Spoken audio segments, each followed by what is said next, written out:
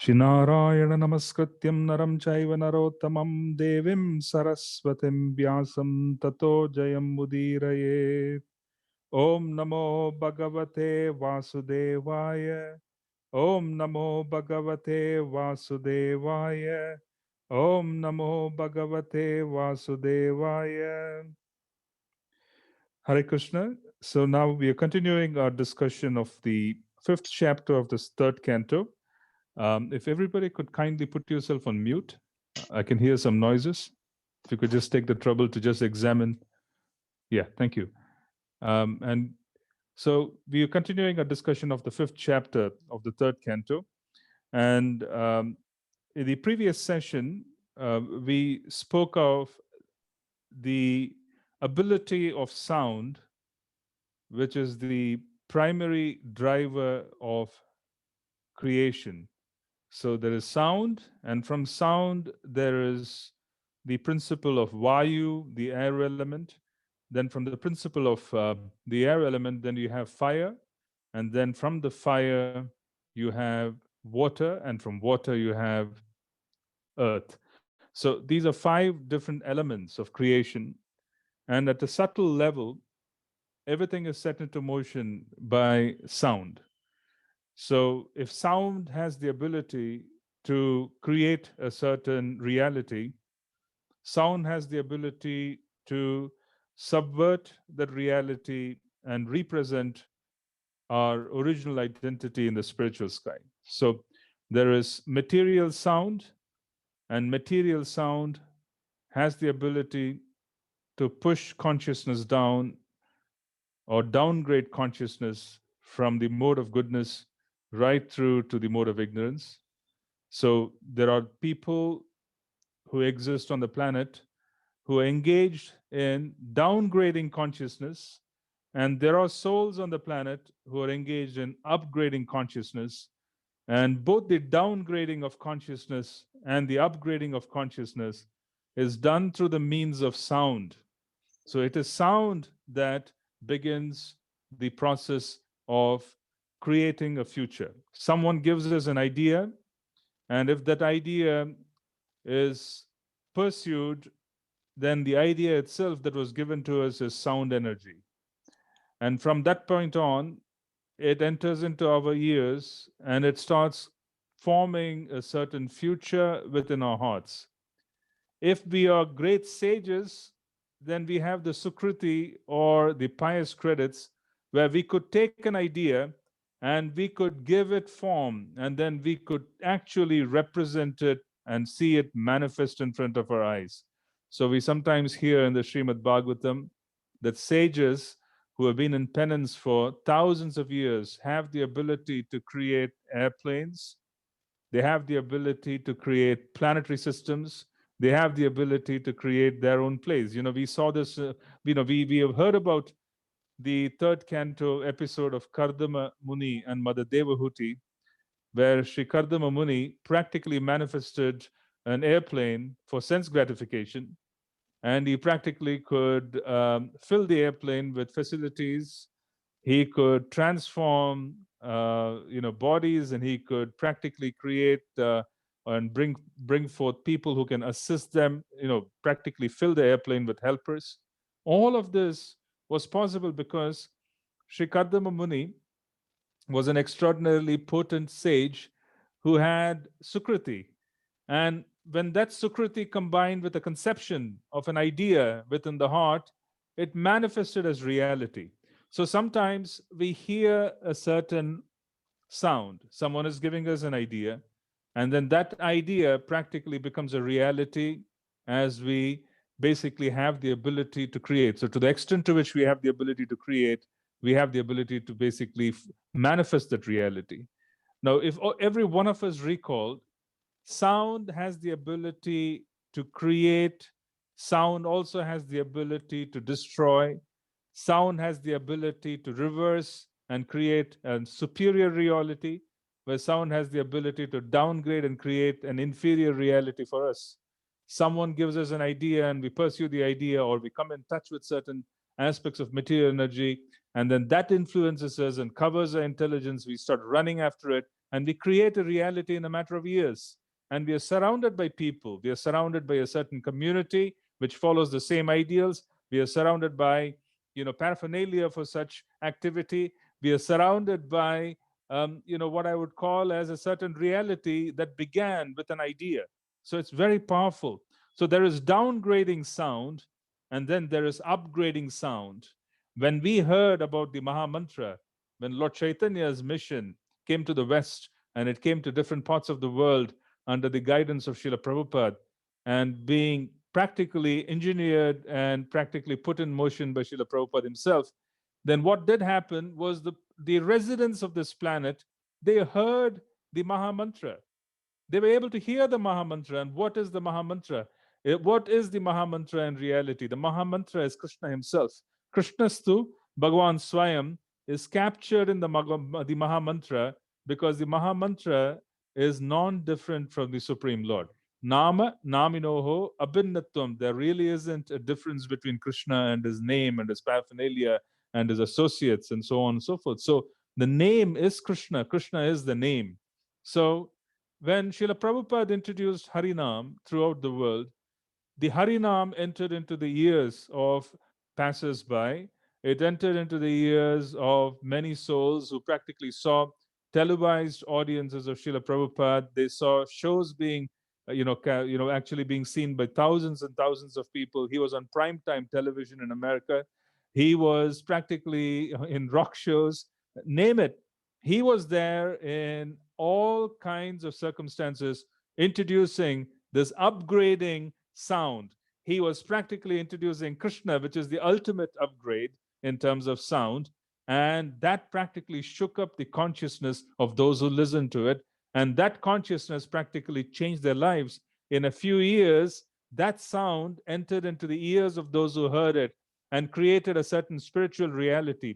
The spiritual reality manifested itself in the form of community. It manifested itself in the form of desires.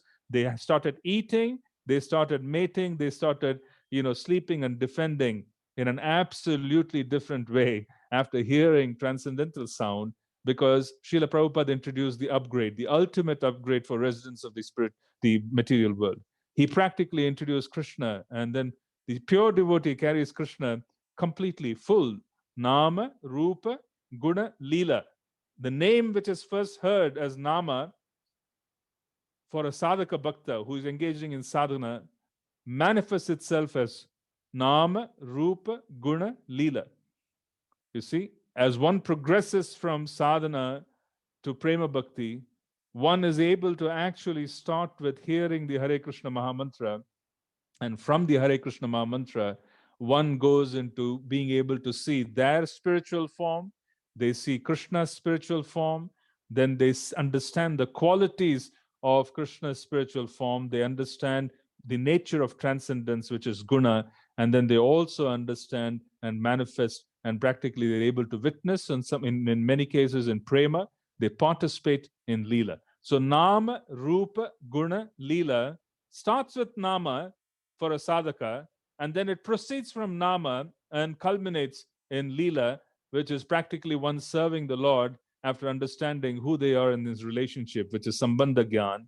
Understanding what to do in the beginning for us to cultivate deeper Sambandha is called Abhideya Gyan. Abhideya Gyan is practically for you to know how to practically apply this Sambandha. If you know that if someone realizes that they are the mother of a certain person, then how should the mother act? What are the activities that a mother would do? That is Abhideya. First, there is Sambandha, the relationship. And then there is Abhideya, acting with the knowledge of the relationship, where you're serving that particular person with the knowledge of who you are in that relationship. And ultimately, it results in greater and greater and greater love, which is prema. So there's a whole cycle of being able to come in touch with transcendental sound that was introduced by Srila Prabhupada. So the sadhaka is introduced to transcendental sound, and transcendental sound, nama becomes Rupa, Guna, Leela, which means as one chants Nama and their faith becomes firm and they become completely fixed in the chanting of Harinam, the same Nama reveals the form of Sri Sri, Radha, and Krishna. The same Nama begins revealing Rupa, Guna, and Leela, because all of those are contained within Nama. For the simple reason that Nama itself is non different from Krishna. As a consequence, one who starts with Harinam experiences Krishna himself in terms of his form, Leela, and qualities, and so on and so forth, as they progress in devotional service. So there really isn't a change in the methodology. We are always going to be chanting Harinam. Initially, we chant Nam. The same Nam, being non different from Krishna, manifests as Rupa, Guna, Leela. Now, if someone were to chant our name does not have the spiritual quality of being the same as who we are. As a consequence, if someone were to chant our name, if it is mundane, then they can't really see who we are. They cannot understand our form. They cannot understand who we are, etc., just by chanting a name. But Krishna's name is Krishna himself. It is complete. Abhinnatvam, namanaminoho abhinnatvam. Because it is complete, and as a consequence, they are able to see the they're able to see Krishna, they're able to see themselves, they're able to see the activity that's performed in devotional service, and they're able to reach the culmination. Now, this transcendental sound, which was introduced into the world by Srila Prabhupada, had the ability to subvert our objectives. You see, he gave us transcendental sound, and he also gave us the ability to chant. He gave us the sukriti to chant. He compensated for our lack and the ability to chant. And he compensated for it so nicely that when someone chants, they're able to create this reality. They're able to create a specific community which they're a part of. Their tastes change. So eating, sleeping, mating, defending changes because they are now in touch with transcendental sound. The same thing, if they are in touch with material sound, which is downgrading, will create a community. You see, Sangha, it becomes natural. If someone is in the habit of drinking, they find other drunkards and they hang out with them. If someone is in the habit of sense gratification, somehow or the other, they will have their own association of people with a similar nature, similar taste. They will know where to find the goods, etc. So the point being that sound and idea that mixes with Sukriti, etc., has the ability to create a certain reality. So there is upgrading sound and there's downgrading sound. And we as devotees, we have to choose sides very carefully. We have to choose sides very carefully to be a part of the upgrading experience for devotees, the upgrading experience for living entities.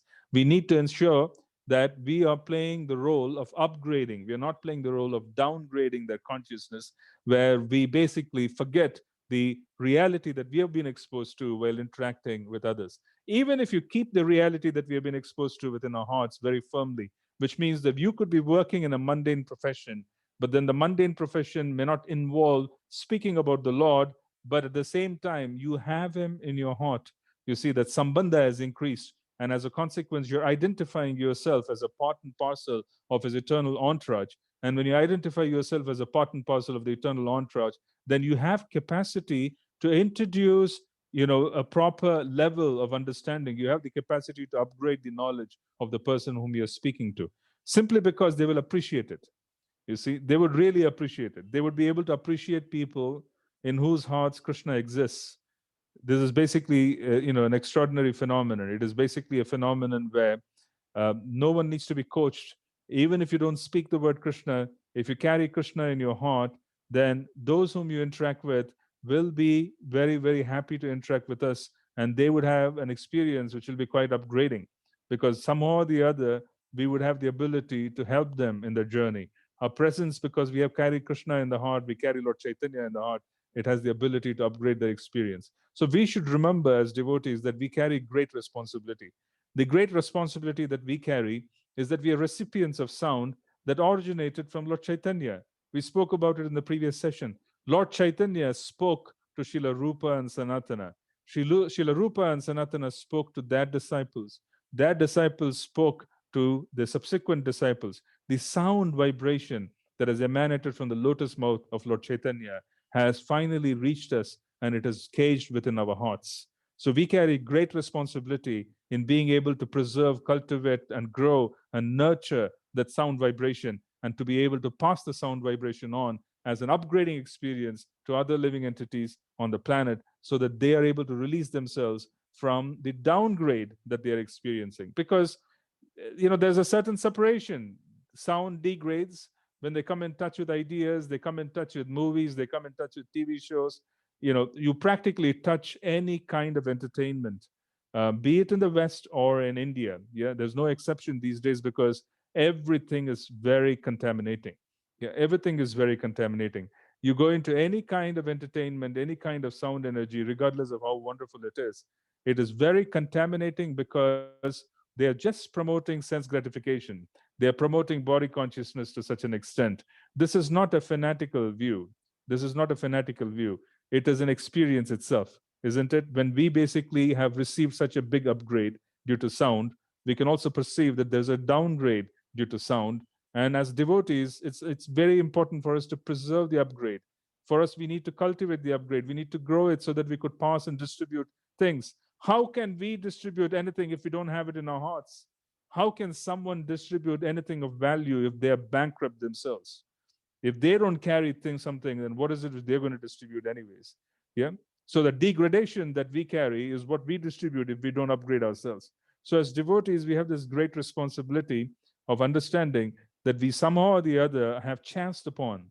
We should use the word chanced upon, even though there's no random event in the universe. Everything is programmed and everything is highly managed. We should use the word chanced upon because we have no qualification whatsoever to receive the sound vibration that is emanated from the lotus lips of Lord Chaitanya. But we have somehow or the other positioned ourselves to receive such sound vibration. So it's our responsibility to foster, to nurture it, and to grow it, and to redistribute it. And when you redistribute it, it can take many forms. It can take the form of giving classes, it can take the form of Harinam, it can take the form of just existing on the planet and being able to become better ourselves. And that in turn would automatically influence the neighborhood. It will automatically influence those whom we are interacting with. And then they would automatically feel, endeared, and they would become positive in many, many ways.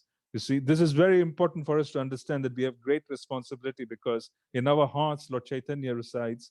In our hearts, the sound vibration that is emanated from Lord Chaitanya is actually dancing in our hearts. And it is a great responsibility that we do not let go, we don't downgrade, we do not replace that sound with nonsense, we don't replace the sound with what is easily found these days, which is very downgrading. What is amazing is that you can also find transcendental sound easily available. You can find so many things on YouTube and so on where you can listen to, and then you can practically increase our ability to stay steady and for us to be able to make progress. So what we need to understand is that sound basically has the ability to create a future. Our future has been designated, it has been created by transcendental sound. We have a very, very great responsibility, we have a great blessing, and the blessing is that the sound that has been given to us is Krishna himself. And because it is Krishna himself, and as we chant Harinam very sincerely in our homes, when we hold on to the japa bag and we are calling upon Harinam very sincerely, we are hearing each and every word that we chant, and we are putting a lot of effort in ensuring that japa is steady. As we do the japa very nicely, then what we do have is the ability for us to be able to carry forward and redistribute our faith in as many ways as possible. You see, which is what our acharyas did. They cultivated prema first. You see, alongside service, they cultivated prema. So we spoke about the fact that the Sat Goswamis, as they sat around in different trees, under different trees in Vrindavan, they sat around different pastime locations in Shri Vrindavan Dham, as they did their bhajan in Vrindavan, as they did their bhajan in Braj, in different parts of Brajabhumi, as they did all of the bhajan, what they did do was they cultivated prema, and then what manifested was the literature that was being distributed today. So Srila Prabhupada drew from Srila Jiva Goswami's writings. Srila Prabhupada drew from Srila Vishwanath Chakravarti Thakur's writings. Srila Prabhupada drew from the Ajar Acharya writings, and then he practically, took the essence of what is required and then contemplated very deeply in terms of what is basically the best way to represent his purports. And then he worked very, very hard at a very advanced age for us to be able to experience what we are experiencing from the Srimad Bhagavatam. It is said that sometimes he would get stuck on a single purport for almost an entire night. And not because he did not know what the meaning was, not because he did not know what to write, but he used to contemplate very carefully as he wrote each and every purport to ensure that it is relevant and it is received by the audience very favorably, and they do not get distracted by anything more than what is required at particular juncture. So it used to take a long time for him to basically even write the purports in certain verses. Basically he used to write the purport. And many of the things that Srila Prabhupada did while writing Srimad Bhagavatam was what he experienced with his disciples. You see, because he had many, many hundreds and hundreds of disciples, he could see some of the challenges faced by the early devotees. As he saw the challenges, he also modified his purports to ensure that those challenges can be dealt with effectively by the generations that were to follow. So he saw certain challenges and he wanted to fix it. The purports also are a part of Srila Prabhupada's attempt to fix a certain challenge that was observed from a practical basis in terms of the dealings of those who followed him in the early days, because he was having some practical experience of how the devotees basically dealt with material nature. What are their challenges? If they belong to a certain area of the world, what are the challenges? He practically kind of used to contemplate and put a lot of thought into each and every one of those writings. So there's a lot of hard work that has gone by Srila Prabhupada, and this has been derived from the prema which the acharyas had, which means the Goswamis of Vrindavan, they had cultivated Krishna prema. They were completely in love with the Lord. Each and every time they called upon Krishna's names revealed themselves with Nama, Rupa, Guna, Leela. It was complete. It was an experience. Each and every time they chanted Krishna's names, it was complete. Krishna manifested in the particular, manifested his presence. They were able to witness Leela. So there was pratyaksha, there was praman, there was practical proof in a very straightforward, face-to-face manner. They could see things because Nam, chanted in prema, becomes Nama, Rupa, Guna, Leela. It expands just as much as any other lotus would bloom.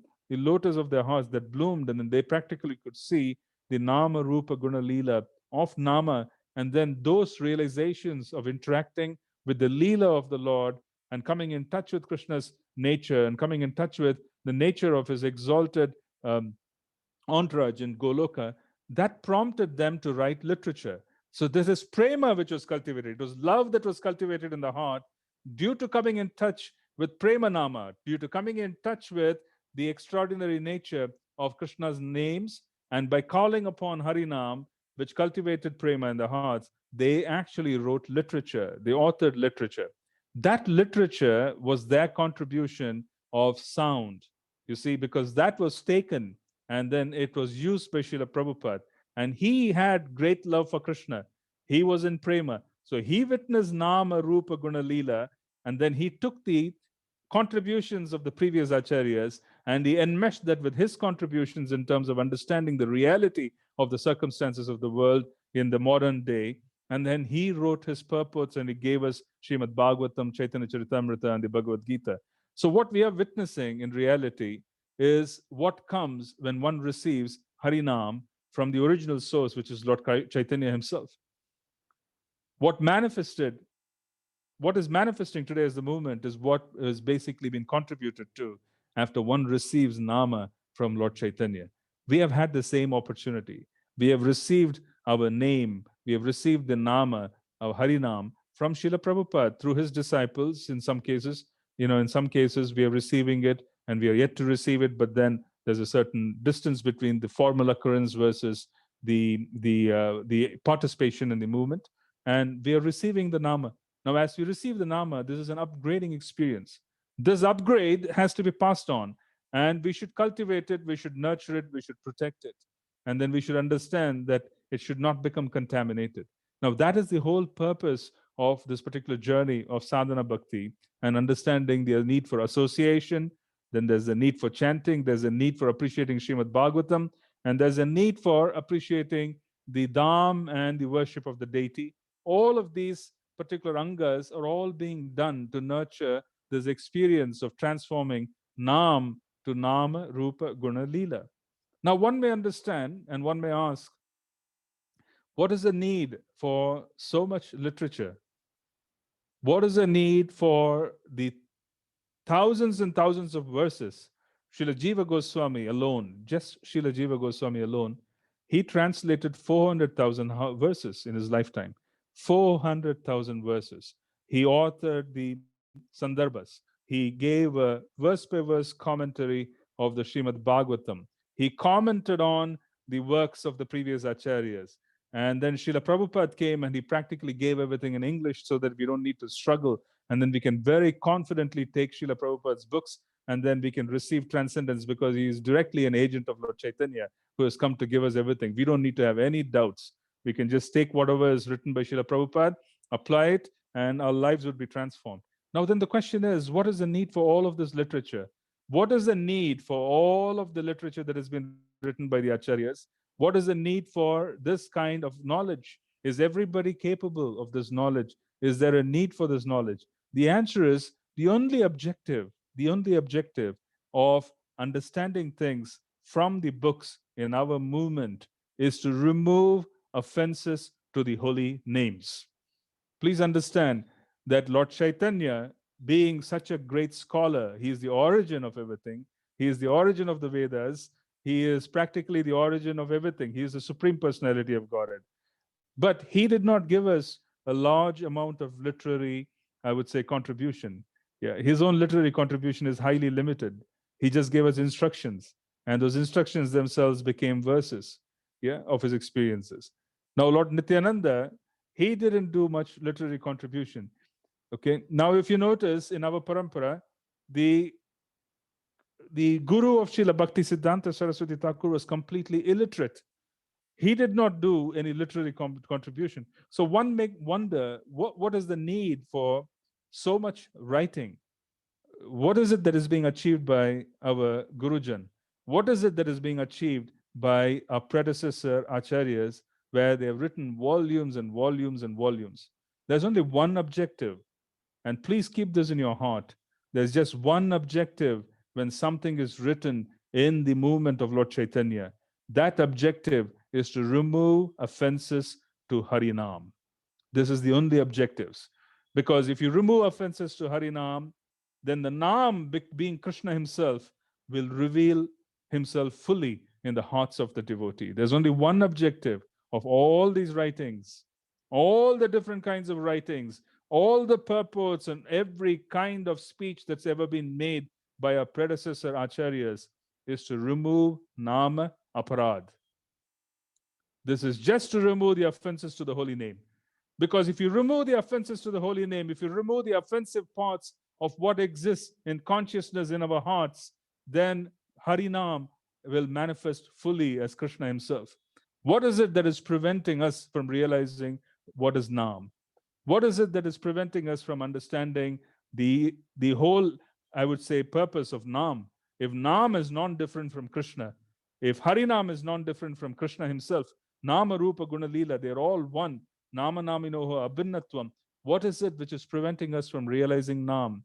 It is only Aparad. So whatever has been written just to remove Nam Aparad.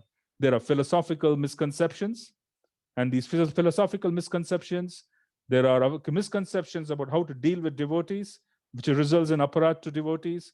There are misconceptions in how to deal with the servants of Krishna. There are misconceptions in applying the philosophy.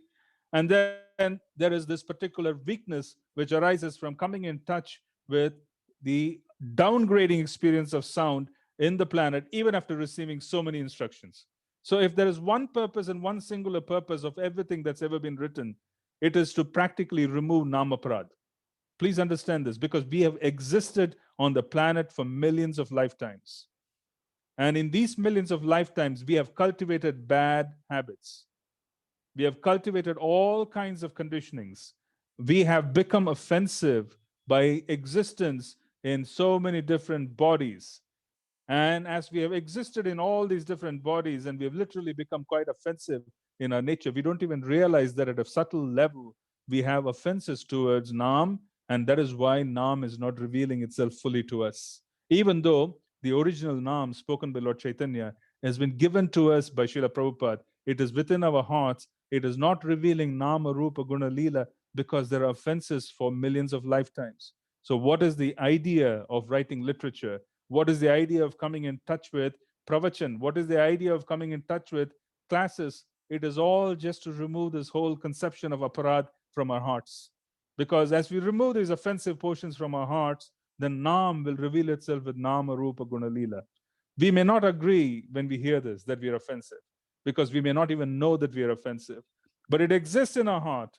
At some level, it exists in our heart because we could have been offensive and we could have practiced offensive philosophies in the past. Imagine this. Can we really say, deny the fact that we could have been an impersonalist in the past? We cannot. Who knows? We could have been an impersonalist in the past. We could have been atheistic by nature in the past. We could have been direct offenders of the Lord in the past. Who knows what our past is? We do not know, which is the reason why that has been dealt with so elaborately. What has been dealt with so much elaborate commentaries and so many different examples, all they are trying to achieve is to remove Namaparad. So please don't take the 10 different offenses of Harinam lightly, because the entire body of Krishna conscious literature has only one purpose, and the purpose is to remove those 10 offenses. That is all there is, because Nam has the ability to reveal itself fully. All we have to do is just remove the offenses, which is the reason why our acharyas have written so much. They have talked about the emphasis that Krishna is the origin, which is what the Chatushloki is of the Srimad Bhagavatam. Krishna is the origin. Yeah, Krishna is the origin. Krishnastu Bhagavan Swayam. Krishna is the origin. He is the beginning, he is the present, and he is the future. He is practically the beginning, the middle, and the end. He is everything. He is the one who exists after everything finishes. This is the Chatushloki. What is the Chatushloki saying? That everything rests on him. Everything rests on him. Yeah. The second part of it, the Chatushloki is saying that if you get downgraded by coming in touch with sound, which doesn't belong to the category of transcendence, that particular sound will give you objectives that are not aligned with Krishna, which is the second shloka of the Chatushloki of Srimad Bhagavatam. It will set objectives for us which have nothing to do with Krishna. And that particular objective is just going to meet its end because it has no meaning, which is the second shloka of the Chatushloki. The third shloka of the Chatushloki is that Krishna is not material. This is the great offense that is being committed by the Mayavadis. It is a great offense committed by the impersonalists that Krishna will also get affected by Maya. It is not true. Krishna cannot get affected by Maya. He is not influenced by Maya. He can be a part of this environment. He can be a super soul in the heart of a hog. He can be a super soul in the heart of a very insignificant insect in a very abominable condition. He is not affected by his presence. He's not affected by that particular insect. He is also assuring the jiva, which is us, saying that if you take on the qualitative consciousness which is equal to mine, then you wouldn't be affected either. And then the fourth shloka is practically saying that your knowledge cannot be impartial unless you know all the previous three shlokas, that Krishna is the origin, he is the beginning, he is the middle, he is the end. Unless you know that if you get downgraded by ideas that are not connected to Krishna and you create a future for yourself that is particularly not connected to Krishna, then that particular aspect is just the mode of ignorance. This is the second shloka. He has practically distinguished spiritual nature, he has distinguished material nature. The third, he is talking about the nature of his existence. He cannot be controlled, he cannot be overpowered by Maya. And neither can we be if we take complete shelter of his lotus feet. Unless we know all of this, the fourth verse is saying that once you know all of this, then your knowledge is complete. Now go back to a lifetime before coming into Krishna consciousness. Did we have these conceptions clearly in our heart? Go back a few lifetimes and you will find that we practically did the opposite of what the Chatushloki said. Yeah, I'm just giving an example. I'm not saying that any of us know what we did in the past, but I'm giving an example saying that there surely must have been a time when we were offensive to the Nam. We spent an entire lifetime studying philosophies that had nothing to do with Krishna. And we got so caught up in what we learned that we thought that that is reality. Yeah, we may have spent an entire lifetime disagreeing with the acharyas. We might have spent an entire lifetime committing offenses and even probably even harming devotees. Who knows? Who knows what we did in the past? We just don't know. So the idea is that coming in touch with transcendental literature, it has only one objective. It is to remove Namaparad. For us, for the Gaudiya Vaishnavas, transcendental literature has the objective of removing Namaparad. Gaura Kishore Das Babaji Maharaj, The Guru Maharaj of Bhakti Siddhanta Saraswati Thakur Srila Prabhupada was a complete illiterate.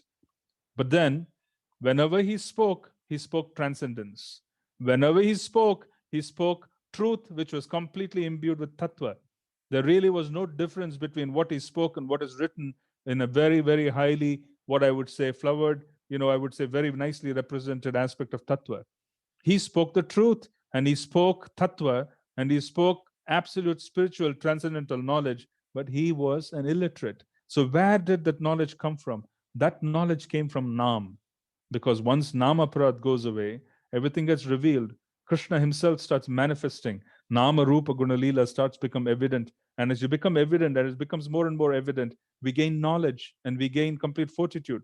So what does it say to us? It is practically saying that the whole objective of Krishna conscious literature is to remove Namaparad. So if you don't remove Namaparad, any amount of reading of Shastra written by Srila Prabhupada and by the predecessors is a complete waste of time.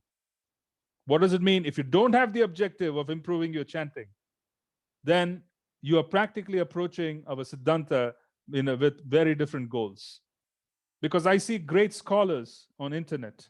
I see great scholars on the internet in our particular system arguing with each other in very offensive ways. They argue with each other in very offensive ways, talking about Gaudiya Vaishnava literature, saying, oh, he quoted this and I quoted this, and this is the Sanskrit. This is how you went wrong, and this is how I went wrong. Yeah. But that is aparad in the first place of how you deal with other Vaishnavas. And that in itself is the objective of Shastra. So what's the point in talking Shastra if you do not know that you're not supposed to commit aparad? Yeah. If the scholarly aptitude goes so high that they become so puffed up that they start committing aparad towards each other, then what is the point in coming in touch with Srimad Bhagavatam? Because Srimad Bhagavatam's purpose is to remove Namaparad. It is supposed to remove Namaparad. So if you don't understand that our whole purpose of existence is to chant Shuddhanam, our whole purpose is to practically be able to chant the pure, unsullied name of Krishna as a Vrajavasi would chant. That is Shuddhanam. Your whole purpose of life is to chant Shuddhanam. There really isn't any other purpose. If you're attending classes, if you're reading Srimad Bhagavatam, if you have any other existence, you have no purpose other than doing that. That is the goal of this particular movement. Because if you realize that goal, you will know how to distribute it. If you realize the goal of Premanam, if you realize the goal of the pure name, if you realize the goal of Shuddhanam, then that name will start dancing in your heart and you will know how to distribute it. So distributing Krishna's names, preaching, so on and so forth, is not an issue. The greater the level of Sambandha, the greater level of Abhideya, Krishna will reveal methods. Lord Chaitanya would give us intelligence. After all, we are instruments. We can't do much. If we'll just make ourselves available, Lord Chaitanya would do the rest. He would reveal ways and means for us to spread the mission. Our business is to remove Namaparad from our hearts. This is our particular business. Because if you remove Namaparad, and then we are able to chant very quickly, we would reach the position of being able to have deeper taste, which is ruchi. We will have deeper attachment, ashakti, and we will also develop emotions of love towards Krishna, which is bhava. Ultimately, bhava would condense into prema. This is basically the objective of every devotee. We should not confuse our objectives in this moment. We should look at it from the perspective that this is the Yuga Dharma. The Yuga Dharma was given to chant Harinam. If Harinam is the Yuga Dharma, literature that has been written by the predecessors are simply to remove obstacles to the chanting of Harinam. This is a very fundamental understanding. The whole purpose of all literature is to simply remove Namaparad. Once we understand Krishnastu Bhagavan Swayam, once we understand the Chatushloki, it is removing layers and layers and layers of Namaparad. That is what is happening. We are developing deeper Sambandha, it is removing Namaparad. Because there's philosophical confusion, offenses to the Vaishnavas, offenses to the Guru. All of this is contained within the Namaparad, 10 different Namaparads. And all of this is being dealt with by Krishna conscious literature so that we are free of aparad. And once we are free of aparad, then we chant the unsullied Shuddhanam, as it is spoken by the Vrajvasis, as they call upon Krishna with no obstacle in their heart, no offense at all. They call with deep sambandha. Then we are on the way. We are on the way very firmly. Whatever else we have to do on the planet would be very easy for Lord Chaitanya, because we are carrying the love of Godhead in our hearts. We will have the ability to distribute it. Distribution can take many forms depending on time, place, and circumstances. It can take any kind of channel as it wants and the facilities that are available. That is not an issue. The issue is namaprad. We should focus on that, and we should always exist, and we should always see if we are committing namaprad on a daily basis. Take an inventory. Take an inventory. And the proof is in the pudding, as we say. Proof is the pudding is the eating. Yeah. If you cannot see Krishna's forms, if Nama Rupa Guna Lila is not being revealed, if the extraordinary nectar of Harinam is not being experienced, then there is aparad. There is aparad. So we should cry out for help from the Namacharya. We should cry out for help from Srila Haridas Thakur. We should cry out for help so that we could remove Namaparad and we could chant the pure name. As we chant the pure name, everything else will fall in place. So, what I'm just wanting to do is that when we talk about transcendental sound, when we talk about Harinam, and we talk about existence on the planet, we talk about the few years of existence of service on the planet, we will want to fix goals appropriately. If you do not have a singular focused goal, then we would not be able to achieve much. So there has to be a singular focused goal. Everything else and every other river has to flow into the ocean. So we need to kind of write down very clearly, this is the objective. This is what I'm here to do. This is what I'm supposed to do. This is where I'm supposed to go from one point to another. This is very, very important for us. Very super important. Yeah. So I was just wanting to clarify that so much discussion and all of these discussions have to be understood from the perspective of the goal. The goal is to attain prema. The goal is to remove namaprad. The goal is for us to go from our chanting of Harinam, from chanting Nam to going from Nam to Nama, Rupa, Guna, Lila. So this is the objective. So we need to understand the objective and we need to basically focus. And then whenever we beg Krishna, whenever we beg Lord Chaitanya, whenever we beg Lord Nitai, whenever we beg anybody, then we know what to beg. We know the beggar, we are beggars and we should know what to beg, isn't it? It is important for the beggar to do his job nicely because we are beggars. You see, we have no right whatsoever to receive the transcendental names. We have chanced upon it by Srila Prabhupada's mercy in so many different ways. And we should know what to ask for. So we want to position ourselves and we want to constantly beg for removal of offenses from our chanting.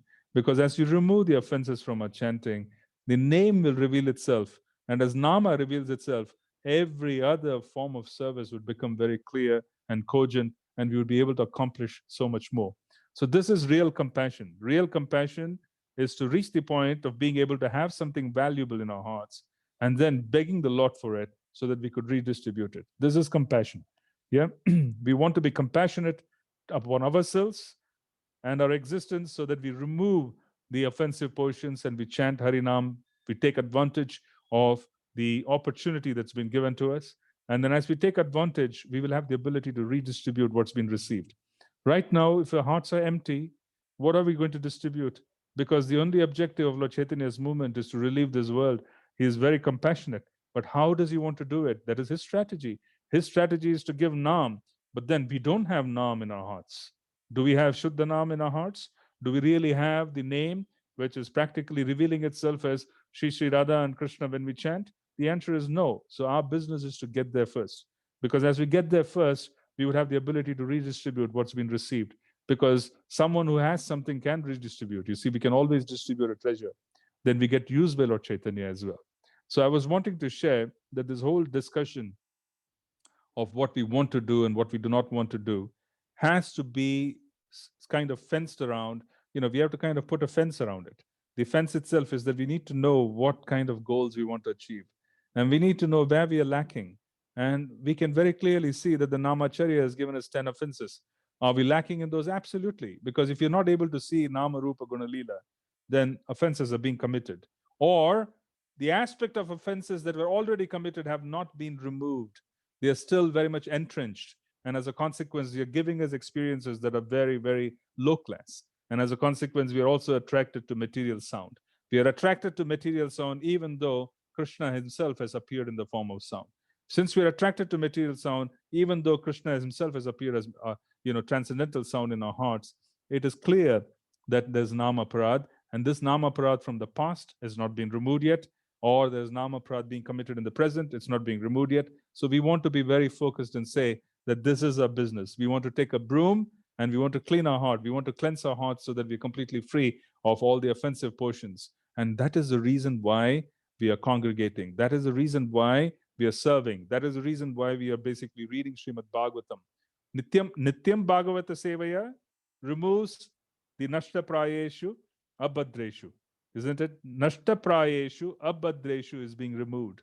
Nashta Prayeshu Abhadreshu. What is Abhadreshu? It's highly inauspicious. What is inauspicious?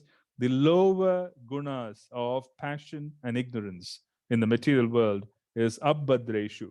That is being removed by coming in touch with Srimad Bhagavatam. And that is being removed along with it, if you notice, our Nama Prad also constitutes being in touch with passion and ignorance. Because passion allows one to differentiate. Passion allows one to have speculative philosophies going around in their head. Yeah. Ignorance practically makes one act out of ignorance, even though they have received all kinds of knowledge. If you study Nama Prad, it is either passion or ignorance, or a combination of both at different levels. Yeah. It can be a combination of both at different levels. So the entire idea of Abhadreshu that is being removed, the inauspiciousness that is being removed, is passion and ignorance. And what we also need to understand is the whole study of Srimad Bhagavatam, Chaitanya Charitamrita, and the Bhagavad Gita is to practically correct our philosophical understanding. It is also to correct our misconceptions that have occurred over lifetimes, not just one lifetime. We may say that we never came in touch with any literature. We never came in touch with any other philosophy in this lifetime. We were a blank slate, which is wonderful in reality. We are a blank slate, and then we just took Krishna conscious philosophy. But then the fact is that we were in different bodies. We were in different lifetimes. We may have practiced offensive forms of Siddhanta in the previous lifetime. We might have been very heavy offenders in so many different ways. So what we want to do is have that understanding that this whole concept of Krishna consciousness and sadhana is to remove the offenses from our heart so that we can chant the pure name. So we want to keep that objective in mind. Now, what I want to do is I just want to go through rest of the verses of this chapter. We'll conclude it. And please take context from what I've spoken. The rest of the verses that we're going to chant of the 5th chapter of 3rd canto are prayers being offered by the demigods to Krishna. And they realize their helpless situation. Even though they have been given powers, they have been given so many other facilities, they cannot act because they're controlled by the Lord. So again, what is being seen there is that they're talking about different kinds of people who haven't understood the Chatushloki. So this whole rest of the chapter are prayers, and these prayers themselves are the demigods who are servants of the Lord, who are practically offering prayers, and they're trying to basically get back to being able to serve nicely. And they're in those forms of prayers, they're also acknowledging that there could be philosophical confusion, there could be all kinds of errant philosophy, there could be all kinds of misconceptions in the heart. All of these things are being referred to in these prayers. We'll just read those verses. I was just wanting to give you a gist of what we should understand. What we should understand is that if you're reading something from Srimad Bhagavatam, you are basically doing it to remove Namaparad. Please remember that, because there's a very, very important way to move forward. Because there really isn't any other purpose for our movement. So the last session, we left, I'm going to do, let's see, we left at 30, one moment. Yeah, we just started with we came all the way to 38. So we'll start with 38 and then go down to 50. I'm going to read the translation and then we will conclude the session. The controlling deities of all the above mentioned physical elements are empowered expansions of Lord Vishnu. They are embodied by eternal time under the external energy, and they are as parts and parcels. Because they were entrusted with different functions of universal duties and were unable to perform them, they offered fascinating prayers to the Lord as follows. Now, this is to confirm that Krishna is the beginning, Krishna is the present, Krishna is the end. which means everything is dependent on the Lord. Everything, practically. This is basically why the demigods, even with all the facilities and all the powers, they couldn't perform their functions. This includes Lord Brahma, as evidenced in the second canto. He couldn't do much. He had to chant, and then he had to receive darshan of the Lord, and the Lord was able to instruct him on what he expected of him. A blueprint was given, it was revealed to Lord Brahma, and he executed according to the blueprint after that realized knowledge came to him after many thousands of years of chanting, 1,000 years of chanting the mantra given by Krishna. The demigod said, O Lord, your lotus feet are like an umbrella for the surrendered souls, protecting them from all the miseries of material existence. All the sages under that shelter throw off all material miseries. We therefore offer our respectful obeisances onto your lotus feet. O Father, O Lord, O personality of Godhead, the living entities in the material world can never have any happiness because they are overwhelmed by the three kinds of miseries. Therefore, they take shelter of the shade of your lotus feet, which are full of knowledge, and we also thus take shelter of them. So, this is a philosophical misconception that Krishna's names and Krishna are the same as the names of the demigods. This is a philosophical misconception.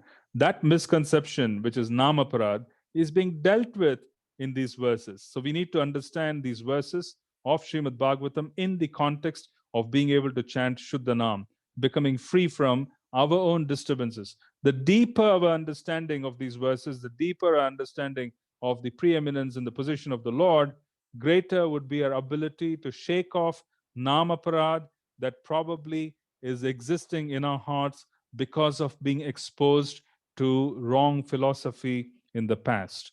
We don't know. We could have existed that way. And that is being removed. So the deeper we accept this, the greater would be our success in dislodging Namaparad from our hearts. The lotus feet of the Lord are by themselves the shelter of all places of pilgrimage. The great clear-minded sages, carried by the wings of the Vedas, always search after the nest of your lotus-like face. Some of them surrender to your lotus feet at every step by taking shelter of the best of rivers, the Ganges, which can deliver one from all sinful reactions. You see, the beauty is that Srimati Ganga Devi, Mother Ganga, who flows on the eastern side, Mother Yamuna, who flows on the western side. If one takes shelter of Mother Ganga, takes a dip in Mother Ganga, they literally are taking shelter of the lotus feet of the Lord, because she basically washes the lotus feet of the Lord and she's flowing down from the spiritual sky. And as a consequence, you're basically taking shelter of the lotus feet if you were to take shelter of Mother Ganga. It's very, very amazing, and to just simply think that this great land, Bharatvarsha, there is such facility that one could go and take a dip in a river and then they could immediately take shelter of the lotus feet of the Lord. It's just fascinating to see how easy it is for one to get mercy in Bharatvarsha. And this regardless, if you ever have a dip in Srimati Ganga in Mayapur, you will feel an immediate lightness that comes onto ourselves, because it's almost as if the burden that we carry of sin has been immediately removed by coming in touch with her. And that's because she represents the lotus feet of the Lord, which is her exalted position. Her exalted position is that if you want to take Sharanagati, if you want to surrender, surrendering by going to Mother Ganga and then having this understanding and taking a dip is practically surrendering to the lotus feet of the Lord. So, which is what the demigods are offering. Now, there's a very interesting sentence here. It says, the great clear-minded sages, carried by the wings of the Vedas, always search after the nest of your lotus-like face. You see, when they say someone is clear-minded and they are being carried by the wings of the Vedas, in reality, what they're referring to here is that the most confidential aspects of Samaveda, Samaveda amongst the four different Vedas is particularly has verses that are basically in the glorification of the Supreme Lord.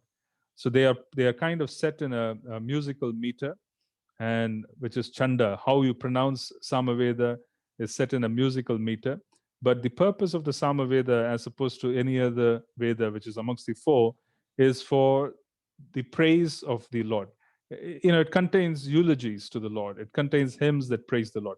Now, the most confidential aspect of the Samaveda is Sri Garuda himself, the personification of the most confidential aspects of Samaveda is Krishna's vehicle, Lord Garuda.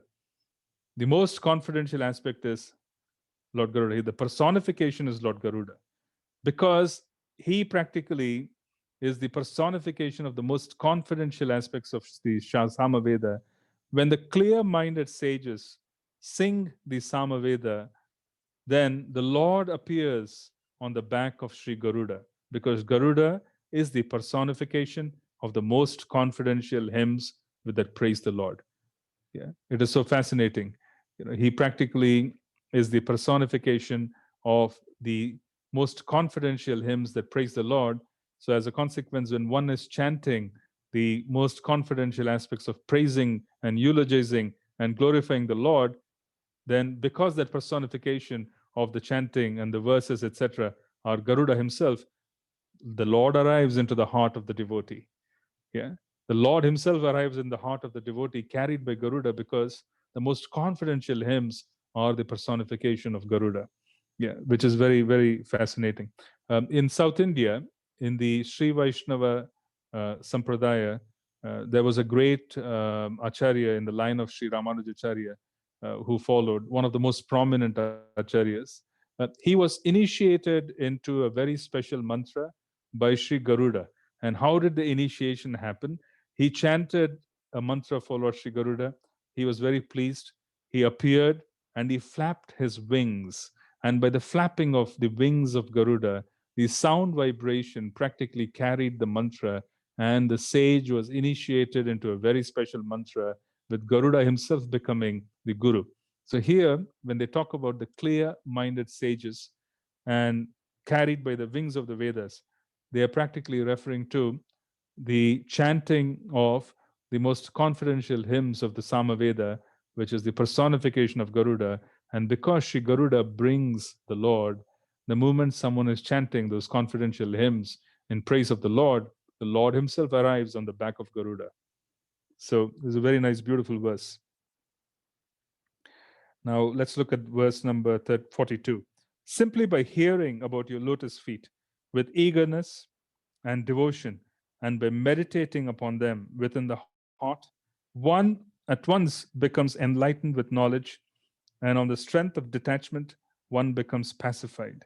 We must therefore take shelter of the sanctuary of your lotus feet. So this whole concept of meditating on Krishna's lotus feet, it is so powerful, and it has been glorified in the second canto as well, that one receives knowledge, one becomes knowledgeable that they're not this body. Yeah, this particular knowledge they're referring to is that they are not this body. And once they particularly develop this knowledge, they immediately also develop detachment. And with detachment, because of detachment, their suffering ceases and they're able to move forward with life. So this is just fascinating to see that you could meditate on the lotus feet of the Lord. You could take a dip in the Ganga. You could read the confidential aspects of the Samaveda, where Sri Garuda, who is personification of the confidential aspects, would carry the Lord into our hearts. The amazing amount of arrangements that have been made to receive mercy is just fascinating to read. O Lord, you assume incarnations for the creation, maintenance, and dissolution of the cosmic manifestation. Therefore, we all take shelter of your lotus feet, because they always award remembrance and courage to your devotees. Now, we have to understand that our acharyas, the Gaudiya Vaishnava acharyas, they never really broke down the subtle body into chakras or nadis and so on. They never dwelled on the so many different breaking down of the subtle body, because you read about it so much in the Yoga Shastras, you read about it in the sutras, the Yoga Sutras. But our acharyas, they never really broke down our subtle body. They just talked about the mind, intelligence, and false ego. They never broke down the subtle body into the different nadis, yeah, the sushumna, the ida nadi, the pingala nadi, because mantras can affect the nadis in certain ways. And then they never spoke about the chakras and the manifestation of the different chakras in the body. And the reason why they never really dwelt upon any of this, and if you also notice, they never ever broke down what I would call as the material nature into its extraordinarily, I would say, detailed components. They never broke it down. What does Srila Prabhupada write about when he talks about material energy? He only talks about the modes of material nature. He does not talk about anything else.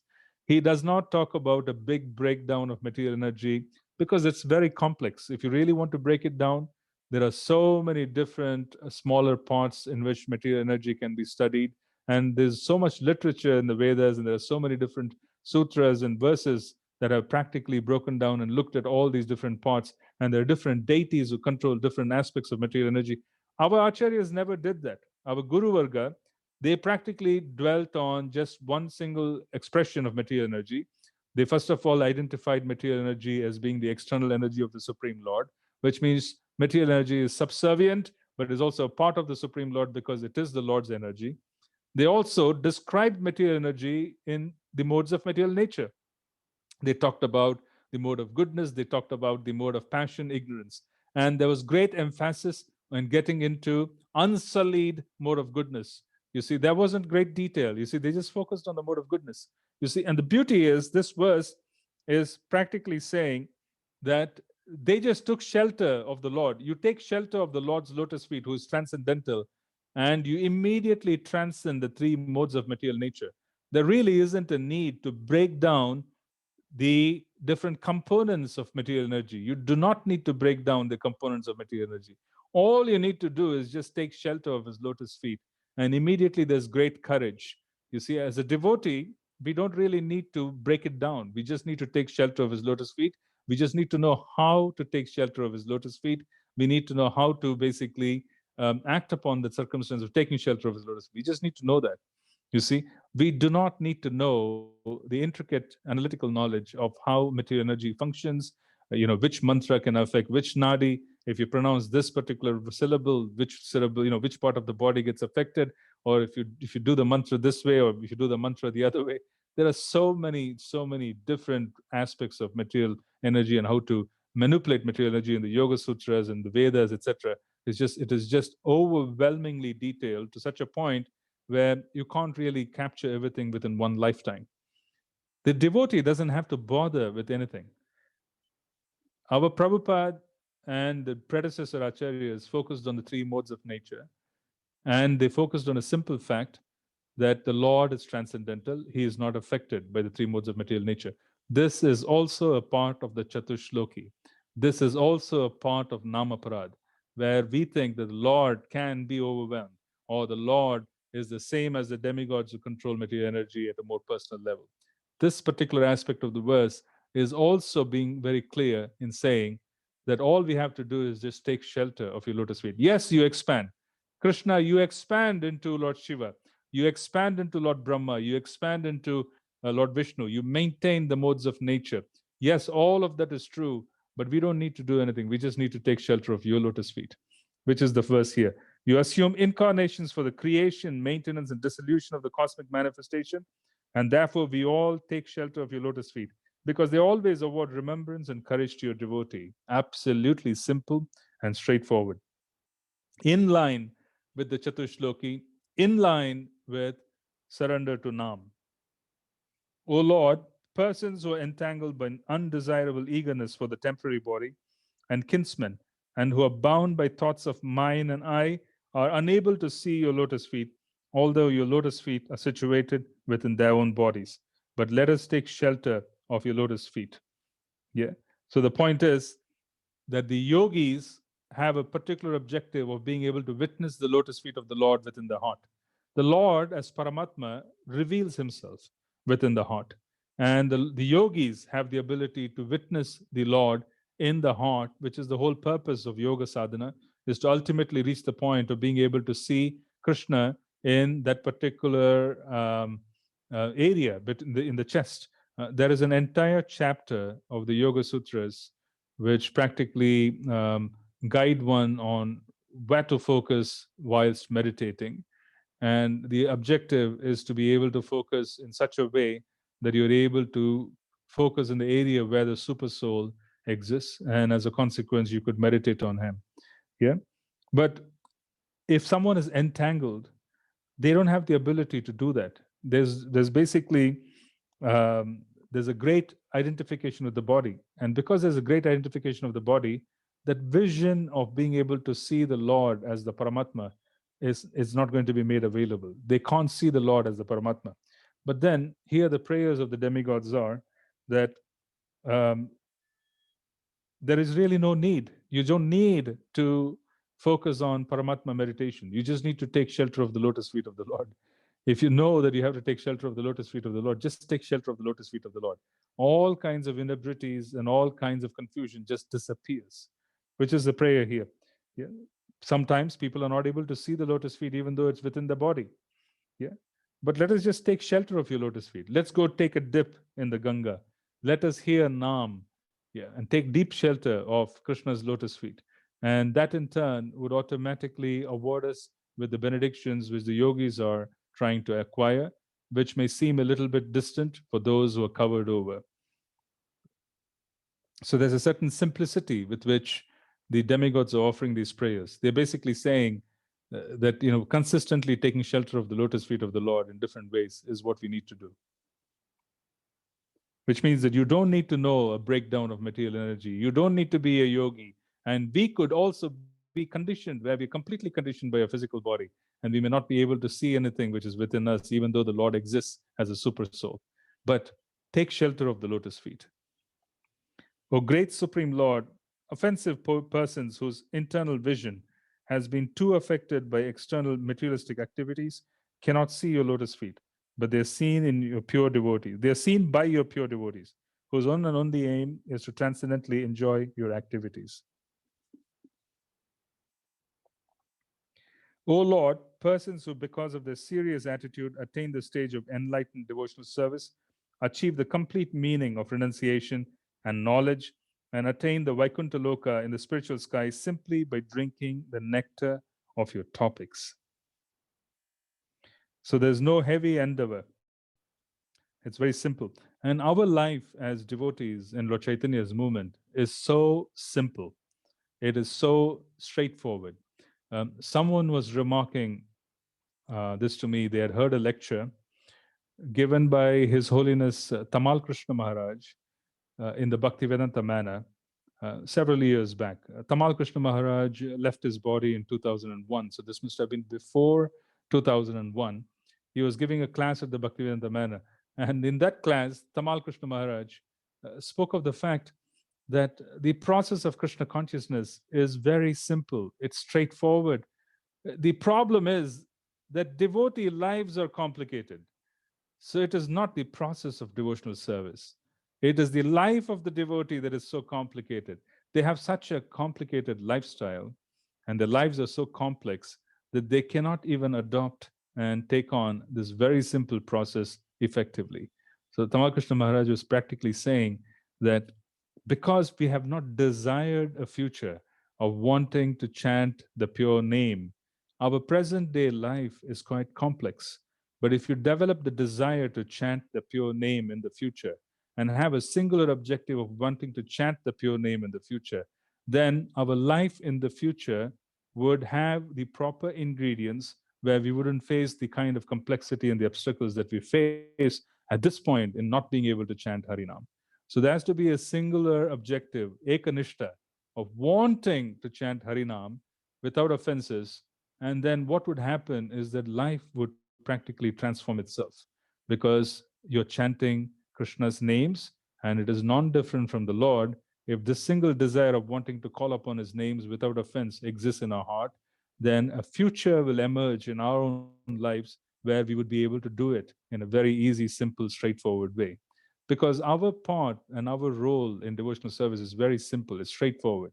What is complex is the way our lives have been arranged. But why is it that devotee lives are so complex? It is because 20, 30 years back, or even the previous lifetime, we had not come in touch with the movement of Lord Chaitanya. And as a consequence, we practically envisioned a future which did not include wanting to absorb ourselves in Harinam. It practically just included wanting to emerge and being a part of the other downgrading experiences of this material world. Because we created a complex circumstance by 20, 30 years back, we are in that complex circumstance today. If we desire a simpler circumstance for the future and we call upon Harinam, then a simpler circumstance to chant Shuddhanam will manifest because we have the ability to do so by the grace of Harinam. That is the goal of our life. So we have to understand that we have to remove our complexity by having a singular goal of wanting to chant the pure name. By having a singular goal of wanting to chant the pure name, a future will manifest which will give us that ability. This should be the desire of every devotee practicing the chanting of Harinam. Now let's look at verse 48. We have a couple of more verses, then we'll end this. O original person, we are therefore but yours only. Although we are your creatures, we are born one after another under the influence of the three modes of nature, and for this reason we are separated in action. Therefore, after the creation, we could not act concertedly for your transcendental pleasure, because the energies of the Lord, the demigods, and the individual jivas, we are all separated energies of the Lord. And because we did not identify with our existence as being the servants of the Lord, and they did not identify with our existence as being eternal servants of the Lord, everybody has been acting, disconcertedly. They have not been acting in a concert. Like for example, a conductor in a concert, you'll notice the 100 violinists, the X number of drummers, or whoever they are in different musical instruments, they all rise and fall based on the conductor because they understand that they are all united in purpose. And that disunity is what is being remarked here. And this disunity is nothing but ignorance, because this disunity has come about because there isn't an identification with the original position of being a servant of the Lord. Once that identification appears, then what does happen is there's a greater level of cooperation, there's a greater level of unity. O unborn one, please enlighten us regarding the ways and means by which we can offer you all enjoyable grains and commodities, so that both we and all other living entities in this world can maintain ourselves without disturbance and can easily accumulate the necessities of life, both for you and for ourselves. Yeah. So if the purpose is to serve the Lord, everything will just manifest, which is what the demigods have realized in this particular verse. Because if the concerted purpose of all living entities, including the jivas, the demigods, is to serve the purpose of the Lord, then where will there be a need for any scarcity? Why would there be any lack? Because everything would manifest wonderfully, which is what is being spoken of here, saying, if we act in concert, understanding that we are supposed to serve you, then everything will be made available because our purpose is to serve you. Why would a very, very rich master allow the servants to starve? So the demigods have that realization that if we make arrangements for your pleasure, then we will also be taken care of. We just don't need to endeavor separately, which is the truth. If we all focus on the mission of Lord Chaitanya, we will be taken care of, because there'll be great cooperation between us, the servants of the Lord, and the Lord Himself. You are the original personal founder of all the demigods and the orders of different gradations, yet you are the oldest and are unchanged. O Lord, you have no source or superior. You impregnated the external energy with the semen of the total living entities, yet you are unborn. O Supreme Self, please give us, who are created in the beginning from the Mahatattva, the total cosmic energy, your kind directions on how we shall act. Kindly award us your perfect knowledge and potency so that we can render you service in different departments of subsequent creation. See, this particular realization of the controllers of the world is that they are not independent. The controllers of the world have realized that they are supposed to act in concert for the pleasure of Krishna. They also realize that on their own, they can do nothing. Everything else is being created purely by the Lord's will. It's basically the Lord's will which manifests everything. So when one aligns themselves with the will of the Lord, everything else becomes easy as well. So this is the deep realization. This particular aspect of what we have just read for the 10 verses is again summarizing the different aspects of the Chatushloki, which is the original, I would say, gist of the Srimad Bhagavatam. The original gist of the Srimad Bhagavatam removes misconceptions of Namaprad. Please study everything from the perspective of Nam. Look at the misconceptions. There can be philosophical misconceptions. There can be misconceptions of false proprietorship. There can be misconceptions of not understanding, the how to basically interact with the Lord and his devotees. All of these constitute different levels of Namaprad. What is Srimad Bhagavatam doing, which is the source of everything that has been written? Srimad Bhagavatam practically demolishes Namaprad before we can even get to the 10th canto. The first 9 cantos are just demolishing, destroying Namaprad. So please read things from the context of Nama and Namaprad, and being freed from Namaprad, then one has the ability to experience Shuddhanam, which is the whole objective of everything that has ever been written by our acharyas. Why would they write anything which is not aligned with the Yuga Dharma? What business will they have? What pleasure will they ever get when the Supreme Lord Gauranga, he himself chose to just pen a few verses, even though he is the source of everything.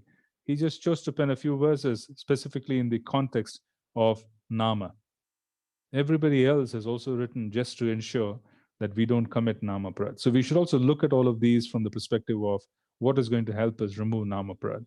And that is exactly what is going to assist us in being able to move forward. And if we receive prema, or even if we free ourselves from Namaprad, when we free ourselves from Namaprad, we'll have the ability to distribute higher grade of sound.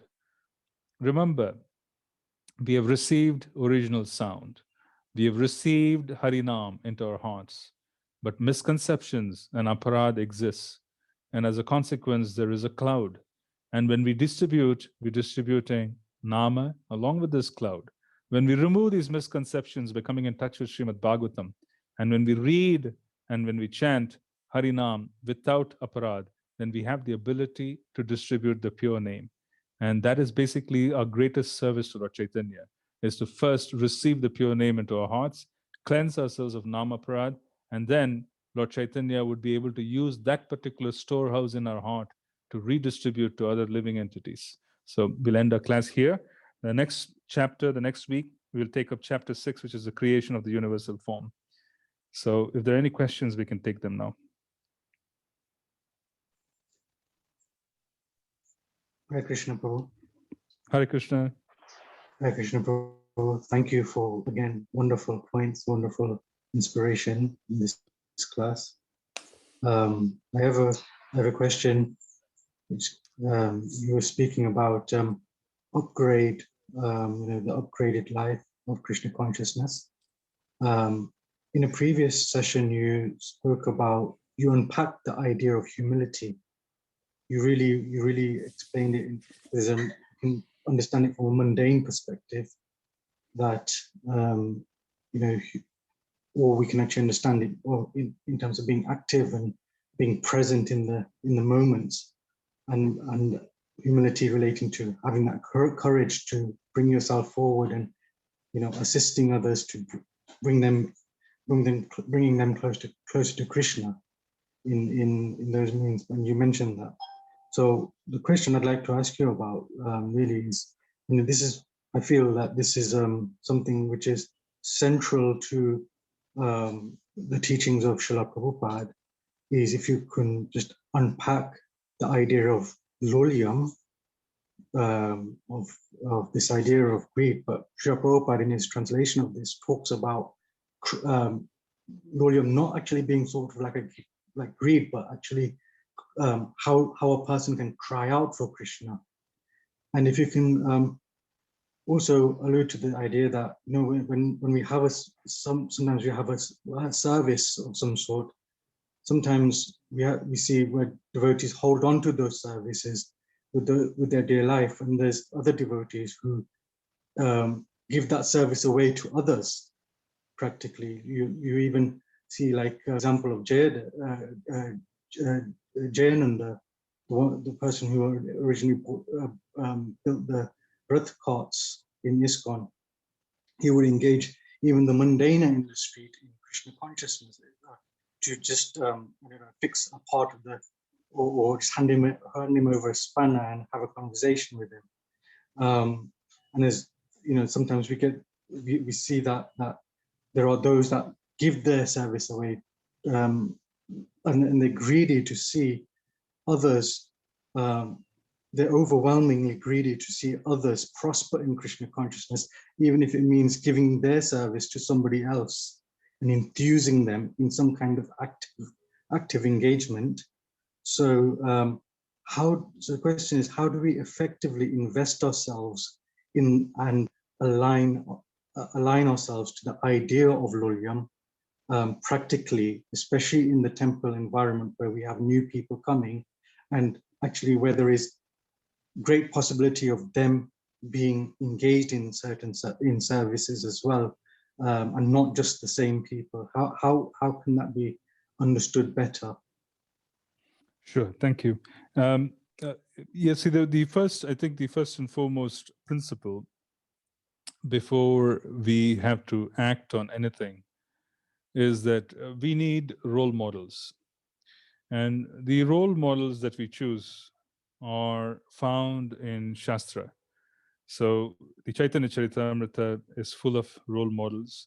So there you have Vasudev Datta, who practically implored Lord Chaitanya to put him into whatever suffering Lord Chaitanya wanted him to experience, so that all the jivas could be liberated and everybody could prosper. So it's a mood of basically wanting everybody else to succeed, and as a consequence, wanting to basically sacrifice or go through inconveniences.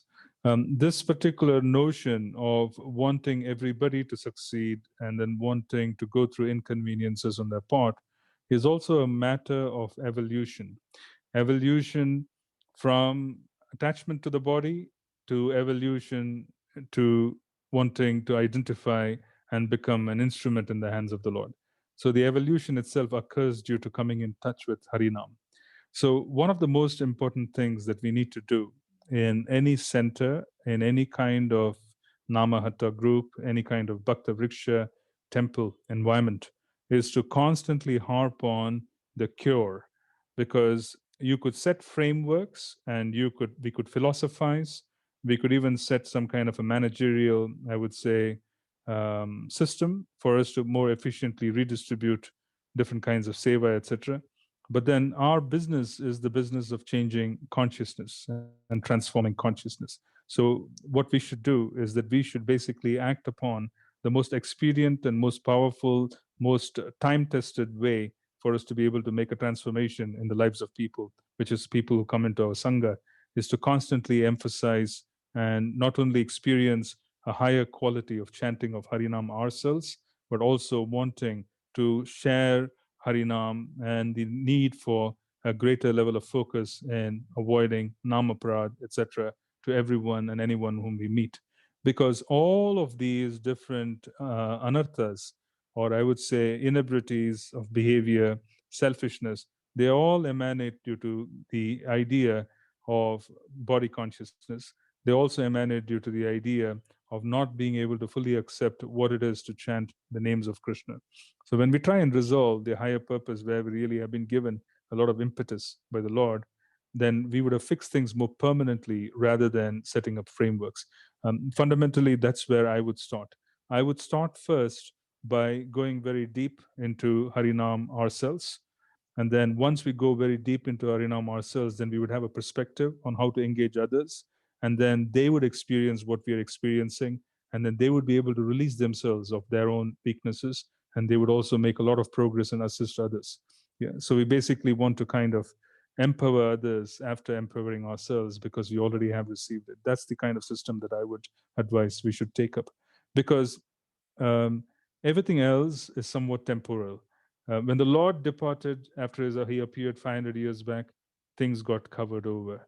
When Srila Prabhupada departed, things got covered over.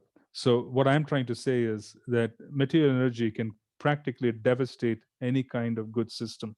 So we shouldn't focus so much on systems, but we should focus on introducing Krishna into that particular group, into that Sangha, after introducing it into our heart in such an effective way that people transform themselves and they transform others and they become more effective, and these weaknesses just disappear.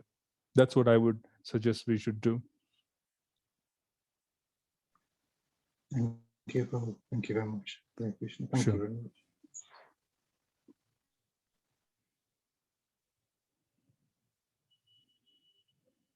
Any other question or comment?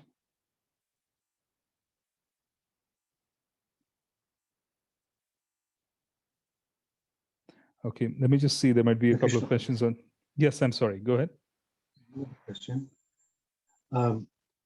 We hear about the Vaikuntha sky having innumerable spiritual planets, and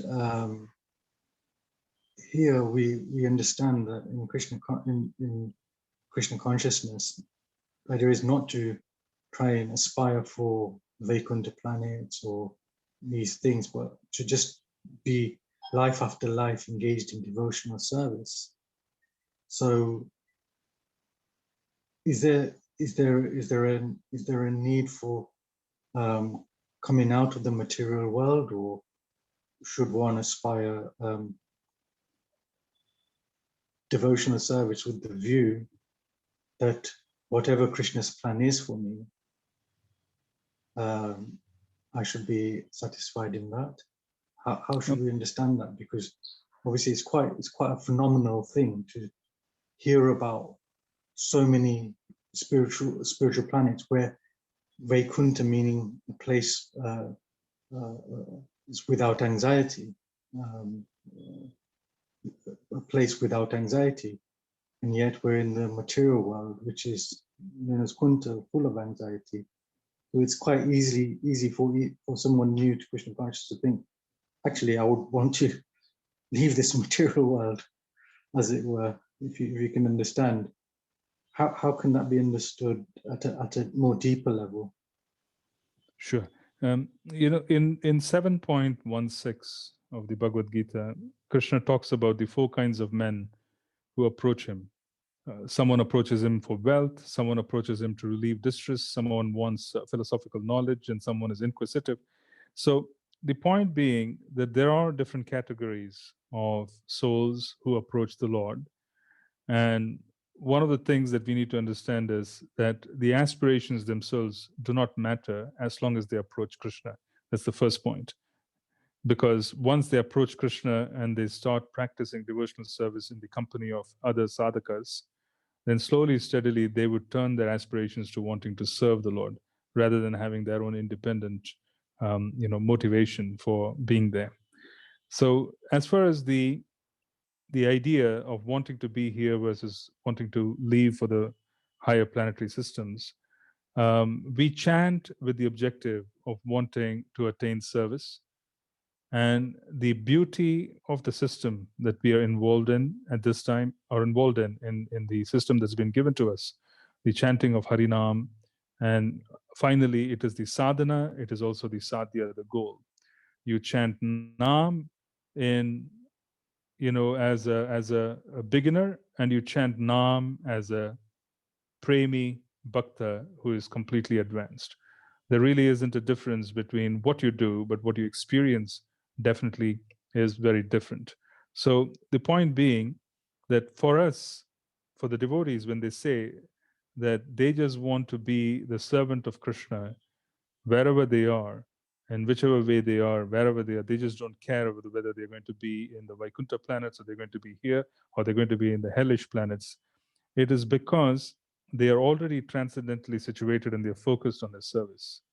And the service is giving them such deep sense of pleasure, and the idea of being able to serve the Lord is practically manifesting itself even in the bodies as they are here on the planet, is that it really doesn't matter. So one could be in a physical body right here, and they could be chanting Premanam, and they would be experiencing the service in the spiritual sky. Sri Narad Muni travels all over the universe to different hellish planets. He even meets people who are somewhat hellish, but he's completely transcendental to all the effects of the environment because he's constantly immersed in chanting Harinam. So for a true chanter of Harinam, it really doesn't matter because the name would have the ability to give us prema right here in this world, in this particular physical body. So that experience exists. All they want is service to the Lord. They just want not wanting. And we have to understand this very clearly. The wanting or the need for service to Sri Radha and Krishna is internal. Externally, it manifests as service to Lord Gauranga. Internally, we serve the divine couple. Externally, we serve the mission of Lord Gauranga, who is non-different. So, serving Lord Gauranga is the same as serving Sri Radha and Krishna. Regardless of any environment someone is in, if they serve Lord Gauranga, they're serving Sri Radha and Krishna. They experience each one way or the other. They serve Sri Radha Krishna, they experience the mercy of Lord Gauranga. They serve Lord Gauranga, they experience him as Sri Radha and Krishna. So that's the other understanding as well. Thank you. Thank you. Thank you very much, Paul. That's wonderful. Hare Krishna. Sure. Hare Krishna. So let me just take some questions here. One.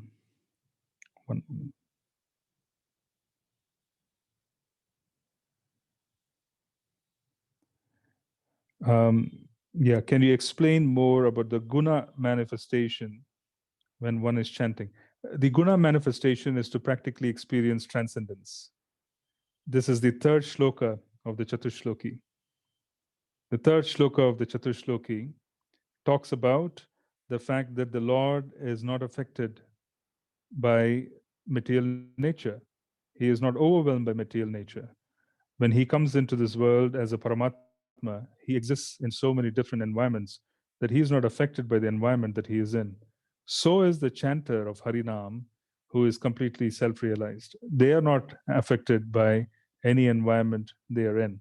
So, in that sense, experiencing guna is to experience the transcendence of the Lord. At a very basic level, we need to understand that we need to experience the transcendental nature of Krishna because we will also be completely transcendental to the environment. So both would occur.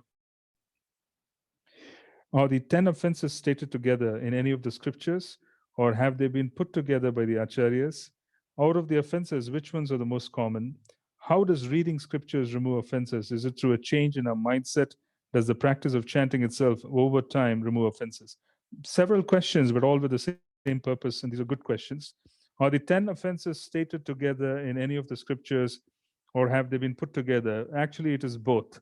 If you want to read the 10 offenses being described wonderfully, it is actually described in Harinam Chintamani, and it is very contextual. It is Lord Chaitanya having a conversation with Srila Haridas Thakur, and Srila Haridas Thakur is the Namacharya. He's the authority in the chanting of Harinam, authority in the chanting of the holy names. And that authority is practically giving us the 10 offenses and the nature of their offenses. So search for Sri Harinam Chintamani. I also have a set of lectures on Harinam Chintamani on sandhini.com. It's sandhini.com. So if you go to the website sandhini.com, there's an old set of lectures back from 2015 when I spoke about Sri Harinam Chintamani. So you could listen to those lectures, and there's a much more elaborate reference to offenses which have been given there. Or you could pick up a PDF, perhaps you could run a search and you could get a PDF of Harinam Chintamani. So that's the best reference that I can give you, even though there are other references from the Padma Purana, etc. But this is more accessible, it's more contextual. Now, out of the offenses, which ones are most common? It's not so much as a matter of which ones are most common. It's almost as if people slide down. They slide down when they commit the first offense all the way to the 10th offense. The first offense is offending the Vaishnavas, the carriers of the holy name. You see, because bhakti resides in the heart of the Vaishnavas. So if one were to challenge, or rather, sorry, offend the Vaishnavas, then they also basically what I would call as offend the holy name. So it starts there, and then it goes all the way down to the 10th offense, which is to have all kinds of material desires, even after coming in touch profoundly with Harinam. Yeah. So I don't want to go into the 10 offenses now in this session because we have already passed some time. But you can read about it, and you can also listen to the Harinam Chintamani classes. But I was wanting to give you an idea that it's not so much a matter of what is more common. It is a matter of starting with the first one and then sliding down all the way to the last one. Yeah. So with the last one, which is having all kinds of material desires, is evident, it means the first one has already been committed, which is offending Vaishnavas, the devotees of the Lord. How does reading scriptures remove offenses? Reading scriptures removes offenses because there's a philosophical correction which is being shared. But it is just not reading scriptures. It is actually hearing scriptures from those who are faithful, because the faith of the speaker is passed on to us. And that faith is what differentiates real knowledge versus not. So it's just not reading scriptures, it is hearing, which is why the Srimad Bhagavatam encourages Shrinvatam, hearing of Srimad Bhagavatam.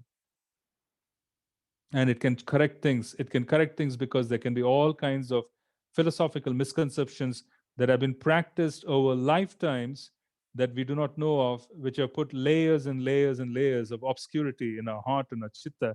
And we can't even recognize it because we have lived with it for an entire lifetime. And we have carried it over from one lifetime to another. But so when we hear someone speak with great faith about what is appropriate from a philosophical understanding, when we hear about the supreme identity of the Lord, when we hear the fact that everything is emanated from Him, but this is coming from a source of great faith, that faith has the ability to correct the bad experiences of the past. So this is very important for us to understand that hearing is important. Does the practice of chanting itself over time remove offenses? Yes, that is also true. Absolutely. Chanting Harinam removes offenses, but there's a need for combining everything, because then one is able to accelerate wonderfully.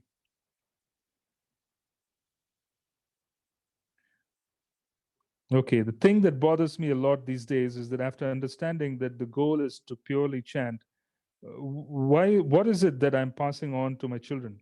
Especially when I'm teaching her material subjects, it makes me wonder, what is the real purpose of all this? I was very serious in my studies, and I wonder if I'm also pushing her in the same direction. Um, this is basically where you are basically going to give her the means to sustain herself. So we want to do both. So we want to be practical from the perspective of being able to give her the means to sustain herself, whilst also being able to give her the understanding that ultimately this is not the goal of life. So what is the purpose? The purpose is to keep the body and soul together. And that is the whole purpose. So how was it done in the past? It was done in the past of first layering out Krishna consciousness very deeply. When the children have a very deep layer of Krishna consciousness, then from that layer, they are completely protected. And then they study matter. When they study matter, when they study different material aspects, etc., they're not affected by it, and they're able to take decisions because they're already grounded, very well grounded. In our homes, if you feed prasadam, and if you take the offering and the making of prasadam very, very seriously, you can bring about great change in the hearts of the children. This is very important for us. Okay, so is there any other question or comment?